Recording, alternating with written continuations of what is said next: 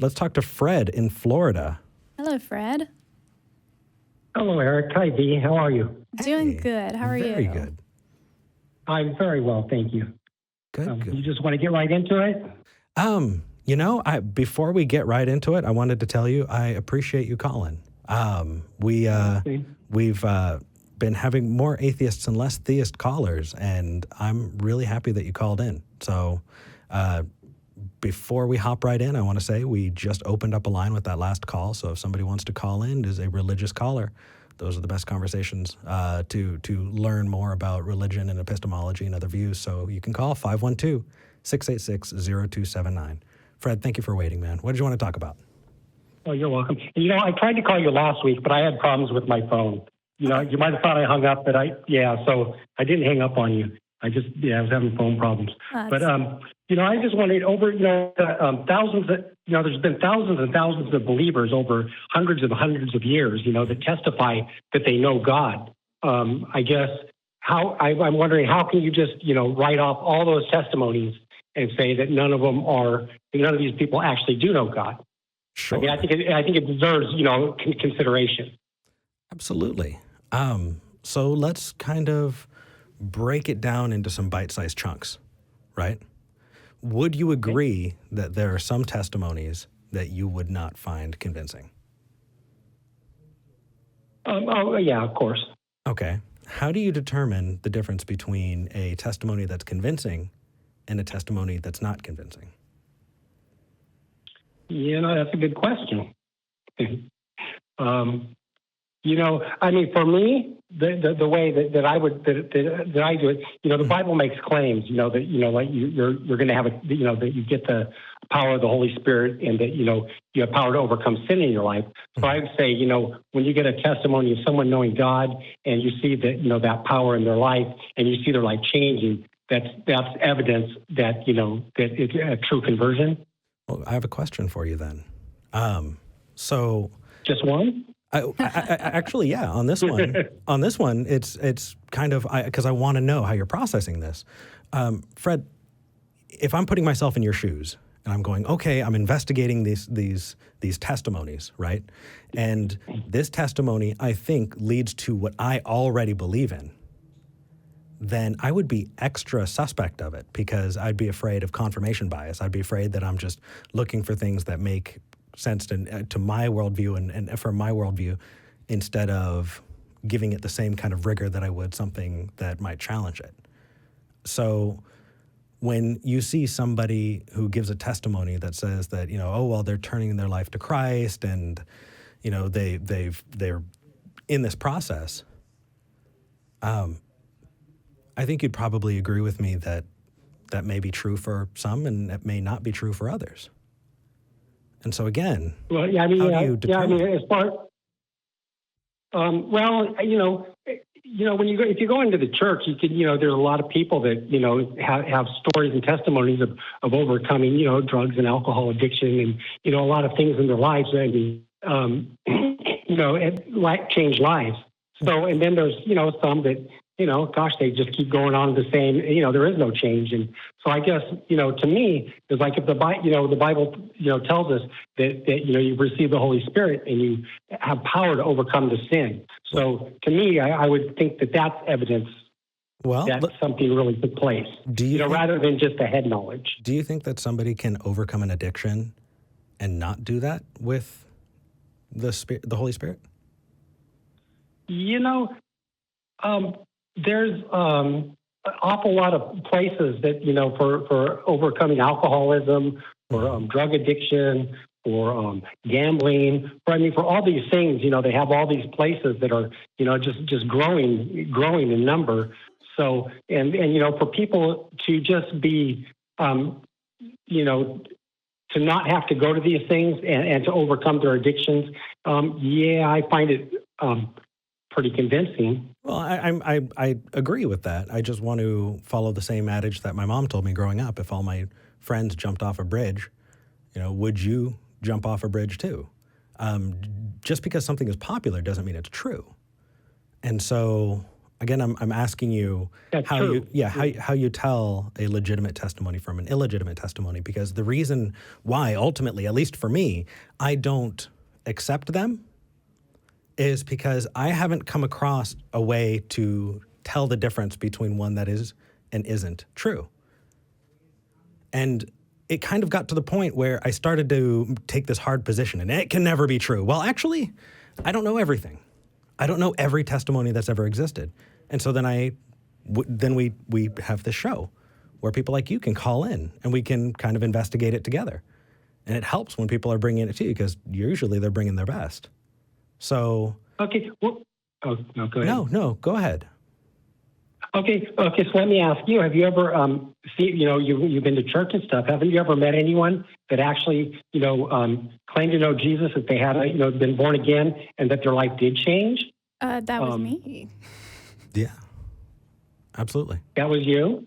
Yeah, I mean, as far as I know, we both thought that at one point God was working in our lives, and in everything. Proof it was me. I just used the phrase that no one else outside of the church uses. So. Our walks were strong. Yeah, how was our walk? We definitely have been there. Yeah. I mean, there's no doubt there's people in the church that they try to do the right things and stuff, I'm not trying to put anyone down or anything, but there are people that go to church and they haven't had that born again experience where they are born again, which actually makes a person a Christian. And they're going to church and they're trying to do the right things, and but they really never have that life changing experience of when the Holy Spirit enters them, and they have do you understand what I'm saying? It's the no true gospel. There's a lot of people that are religious but don't really know the Lord, I guess, is what it is. How do we tell the difference? Like I said, it's the people who, and again, I've called you before and I told you, God changed my life. And when I go into church, I have friends that God changed their life. I have my best friend, he used to do drugs, and he was a heroin addict, and God delivered him from that. He didn't go anywhere. He didn't go to a program. I mean, you saw, and there's testimonies like this throughout churches throughout the U.S. It's not just an isolated incident. Right. And Fred, that people just don't overcome. Fred? Okay. It's okay. You're going, and I know that I'm going to totally lose track of a point, and so I just wanted to get that out so that we can continue. No, I understand. Fred, you wouldn't agree with all of those religions, would you? Would I agree with all the religions? Sure. Are you a Mormon? With other religions, no. Right? But no. But they have the same story, right? They can say the same thing. And also, it could be possible that somebody who believes that a God exists can use that to help them overcome that addiction. But that doesn't mean that the God exists. It just means that they believe it. And, the power of the human mind to do that, if that's a tool that somebody used, that might help in getting over addiction. I don't have the data in front of me, but you've even said that.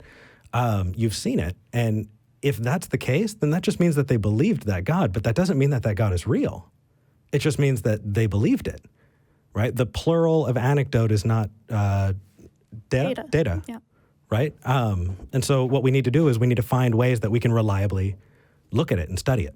Right. And if your criteria for who is actually born again are just the ones who affirm your interpretation of what it means to be born again, that's confirmation bias, and that's subject to all kinds of fallacious thinking. So that's what I get from what the Bible teaches. If I just made it up and said this is mine, but the Bible says you will know them by their fruits.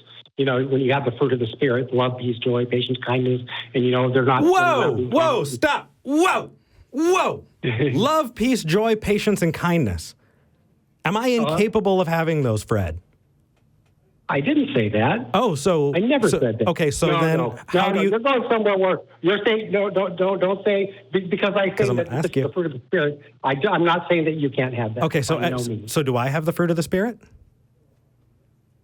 At times, of course. But all people are capable of these things. So Okay. I would like to own the good things that I do, right? If I do something good in my life, why the hell would I not say, hey, that was something good I did. I'm proud that I did it. I mean, what you're doing there is giving responsibility for doing actual good in your life to other people. And that kind of sucks, man. That just means that the difference here, Fred, is let's say I go and feed the homeless, right? I go and feed the homeless and I don't believe in any gods. I don't make them listen to a sermon or anything like that before then. I just go, do it, and go and leave, right? And I compare that to somebody who goes and does the sermon and all of that, and you ask them, well, why did you do it? Well, because I was compelled by God. I was led by the Holy Spirit. That doesn't mean you wanted to do it. It just means that you were pushed into doing it. It doesn't tell me whether or not you're a good person. It tells me that you were, bullied or pushed into doing a good thing. Well, I think here's where I'm getting hung up on this, Fred. Okay, so if I'm understanding your argument correctly, you're saying that in order to determine who has been born again, you need to look for the fruit of the Spirit, and you need to look at how the Spirit is manifesting in that person's life, right?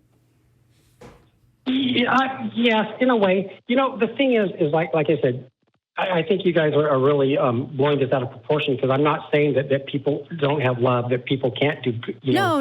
I'm not. I don't think that you're saying that. That's not. Okay. What I'm saying is, I guess where I'm really coming from is people have a changed life.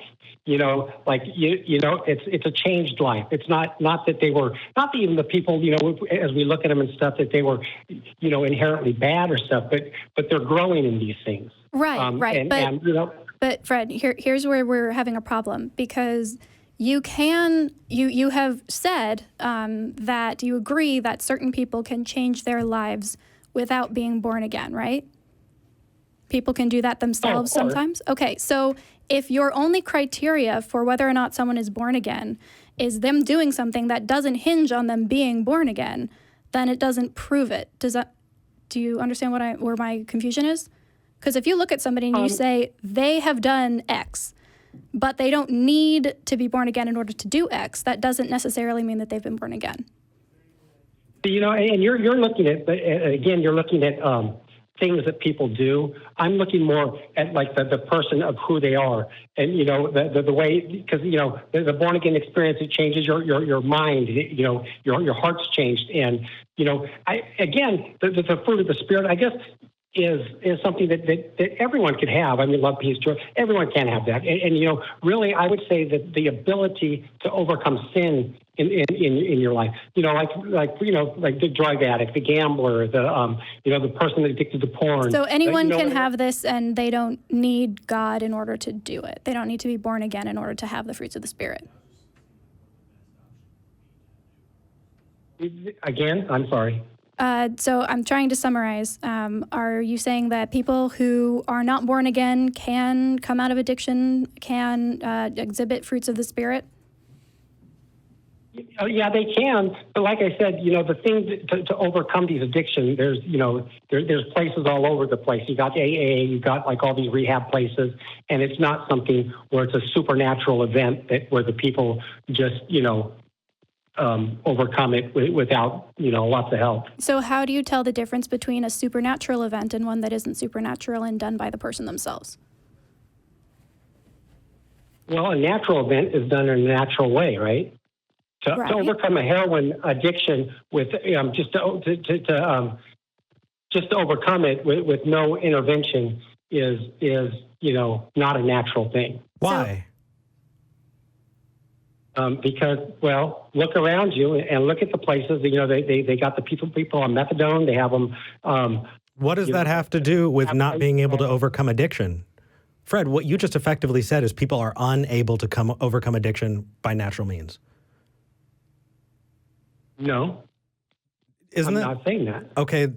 Oh, sorry. Go ahead. We can set our minds to things and we could do things. Right. But go ahead. Right. I'm agreeing with you. We can set our minds to things and do them. What's next? Okay. Well, I'm saying, but to supernaturally do it, like I said, it takes it's a lot of pain, a lot of effort, and a lot of, it takes others a lot of times coming alongside us and helping us. And, even as a Christian, this can be true. But a supernatural thing is something that you overcome that's not by natural means. But how do you know it's not by natural means and just a natural means we don't understand yet? This is basically a God of the gaps fallacy right now. You're saying, I don't understand how this could happen naturally, therefore it must be supernatural. Ding, ding. Well, I mean, can you, again, I guess I could, say the same thing back. It's like, okay, you can, like I said, you can walk into churches all over America and you can see people that were, I call it delivered from addictions and stuff. Now, you could say, yeah, that's nothing. It's nothing. But no, it is, because it's not a natural event. You could say it's not supernatural. People do it. But you see in our world we live in, like I said, you see the AAs and the places where you go to get off them. They're filled up and growing all the time. It's not a natural event just to be delivered from these things. Do you know what spontaneous remission is, Fred? No. Okay, so sometimes somebody will have a diagnosis of an illness like cancer or something like that. And then most of the time, that will then necessitate treatment, right? They're going to need to go to the doctor. They're going to need to get treated. They're going to have all of these things that they have to do in order to cure them, right? Correct. Right. And then sometimes, very rarely, but sometimes, the diagnosis the cancer is in remission. It remits by itself. So that means it goes away without any treatment at all. And that's a natural thing that happens sometimes. Just because that happens doesn't mean that they are negating the use of treatment to cure most cancer. In the same way, just saying that sometimes people can naturally and more easily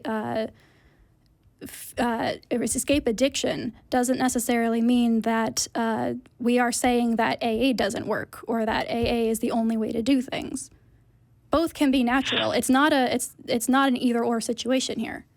But in both let me ask cases, again, is it just a coincidence that all these people that have overcome these without these interventions are happen to be people that are Christians going to church? Could it be that Could it be that you don't have enough experience with people in other religions to see that the people who have other faiths have that exact same experience? Because if I popped you into a Muslim country, I'm sure you'll find a whole lot more Muslims that had that experience in their religion than Christians. Right. If you're talking to people in your church, of course you're going to be talking among people who attribute whatever they went through to your God. But there are people who are not Christian who also have that same experience. Just because you aren't talking with them doesn't negate that they exist. Okay, again, you know what? There's lots of different religions, and there's lots of people saying that they have supernatural experiences all over, right?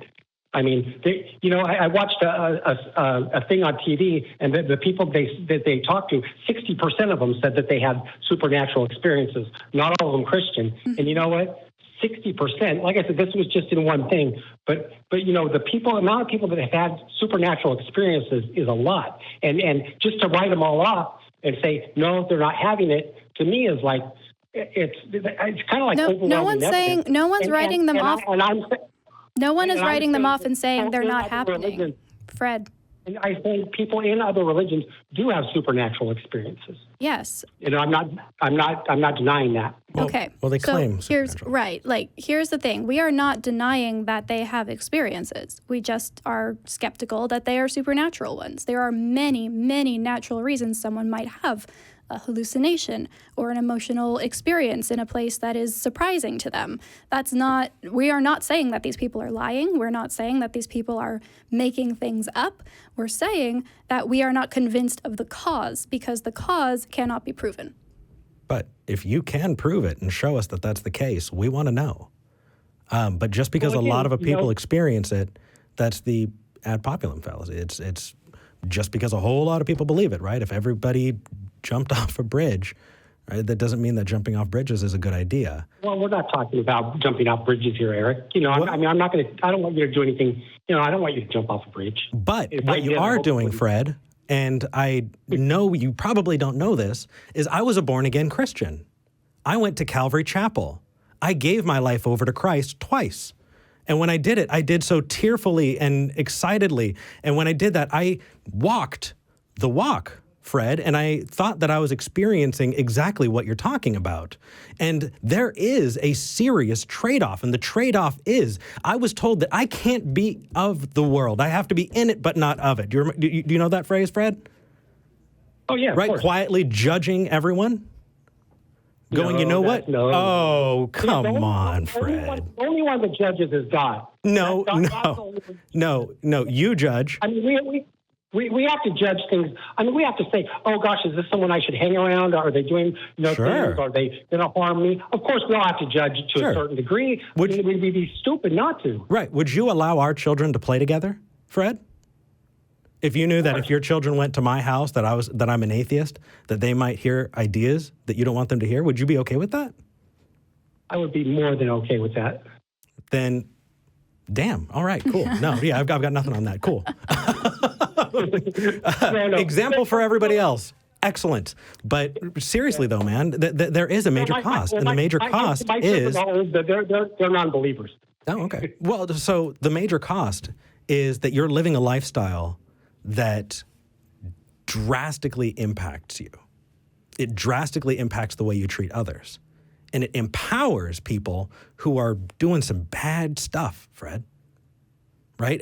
I just as an example, the Calvary Chapel, the church that I went to, take a look at the scandal that went around with our representative who had a direct line to the White House. Right? I really don't, I can't bring politics in because we're a nonprofit, but I believe what I can say is that there was someone who was propped up by my church, and that person used that to do some bad stuff. So when you are propping that up, it can be nasty, right? Like saying, but again, the Bible tells us that we're all sinners and we're all going to do wrong things. And so when people, even Christians, when they do wrong things, it shouldn't be a surprise. Not a surprise to me. I mean, I do bad things. I'm not perfect. I'm far from it. And we're all growing and we're all learning every day. And it's not, none of us are above anything. I really don't think. And I think that you need to give yourself more credit. But Fred, we've been on this call for a while. This has been a really good conversation, though. Okay. I enjoyed it. Thank you. Yeah, call back. Thank you.